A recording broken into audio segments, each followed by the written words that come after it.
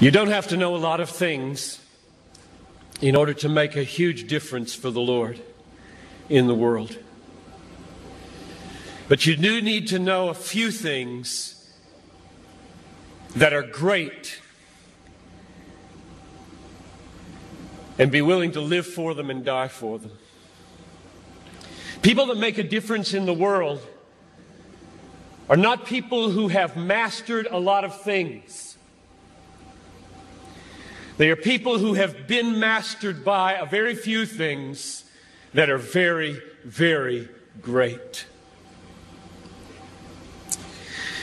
If you want your life to count, you don't have to have a high IQ and you don't have to have a high EQ.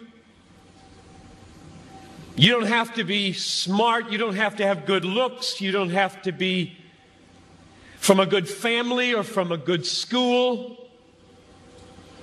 You just have to know a few basic, simple, glorious, majestic, obvious, unchanging, eternal things and be gripped by them and be willing to lay down your life for them, which is why anybody in this crowd can make a worldwide difference, because it isn't you.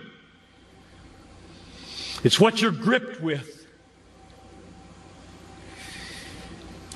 But one of the really sad things about this moment right now is that there are hundreds of you in this crowd who do not want your life to make a difference.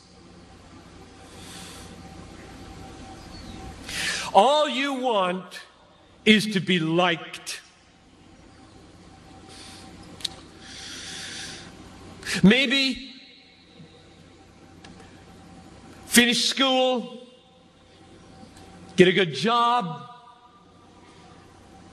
find a husband or a wife, a nice house, a nice car, long weekends, good vacations, grow old healthy, have a fun retirement, die easy, no hell. And that's all you want. You don't give a rip whether your life counts on this earth for eternity. And that's a tragedy in the making. That is a tragedy in the making. About 3 weeks ago, we got news at our church that Ruby Eliason and Laura Edwards were killed in Cameroon.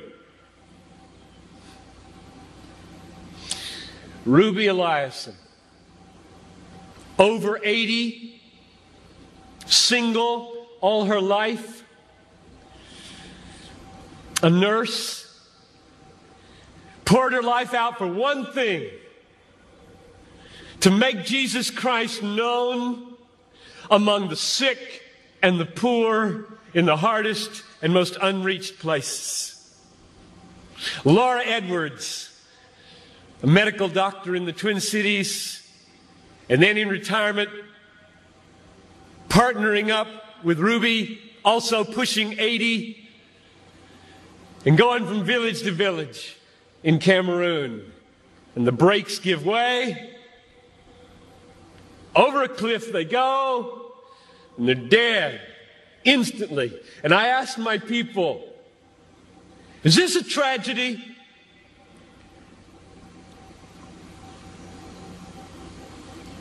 Two women in their 80s, almost, a whole life devoted to one idea: Jesus Christ magnified among the poor and the sick, in the hardest places. And 20 years after most of their American counterparts had begun to throw their lives away on trivialities in Florida and New Mexico, fly into eternity with a death in a moment. Is this a tragedy, I asked? It is not a tragedy. I'll read you what a tragedy is. I've got a little article here from Reader's Digest. You don't read Reader's Digest, I know that. But there is a generation who does. This is a tragedy. Title of the article, Start Now, Retire Early. February 1998.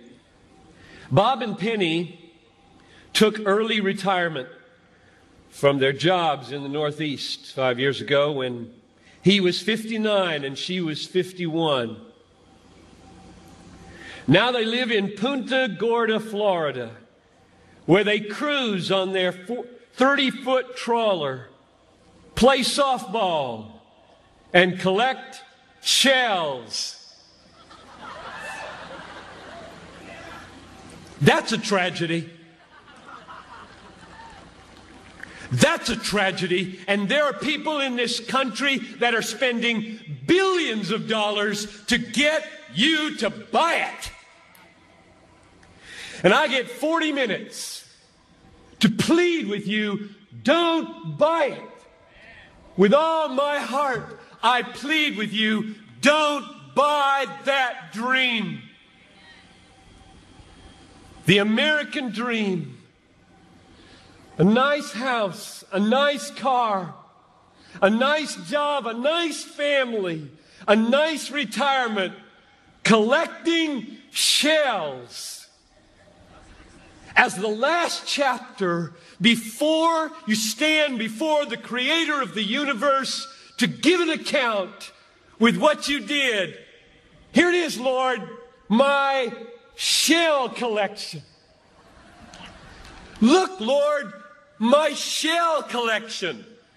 And I've got a good swing. And look at my boat. God, look at my boat, God. Well, not for Ruby and not for Laura. Don't waste your life. Don't waste it.